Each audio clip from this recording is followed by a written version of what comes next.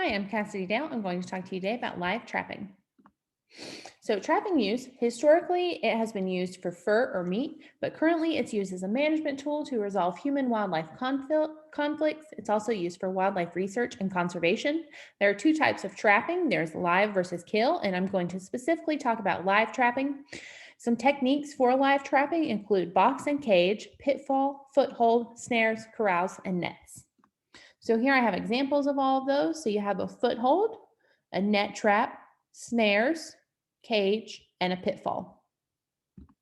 So the first paper I chose is Field Assessed Injury to Wolves Captured in Rubber Padded Traps.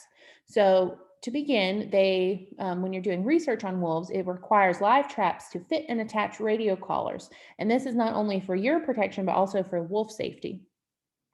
So, recent modifications have made trapping hardware more suitable by reducing injuries for captured wolves. And I have a picture of one in just a moment.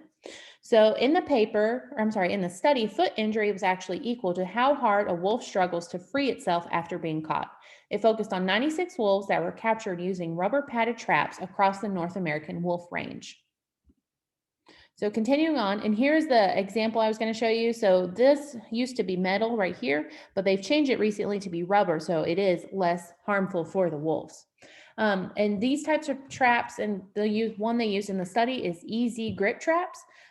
Foot injury was classified as class 1 through 4. I have those rankings right here for you.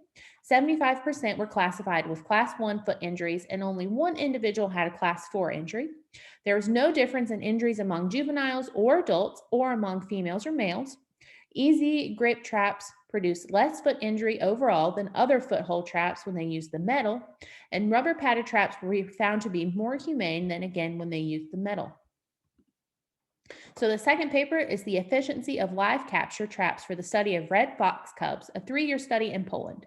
So during a 3-year long study that focused specifically on tick-borne disease, red fox cubs were captured using cage traps. Trapping occurred during the fox's breeding season, which was May through June. During this time, cubs will begin to explore the areas outside of the dens. 12 traps were used with two different types of trigger mechanisms. And this is a figure from the study that just shows you the points that they placed and that they used. So these are the types of cage traps used. The first was specifically designed for this study. The second and the third were just commercially available traps. Continuing on, traps were camouflaged, and chicken carcasses and chopped pork bones were placed inside. Cubs were captured at 14 of the 33 den sites. 1 to 3 cubs per site were captured. Live capture cage traps were effective, and the cubs capture did not suffer any injuries.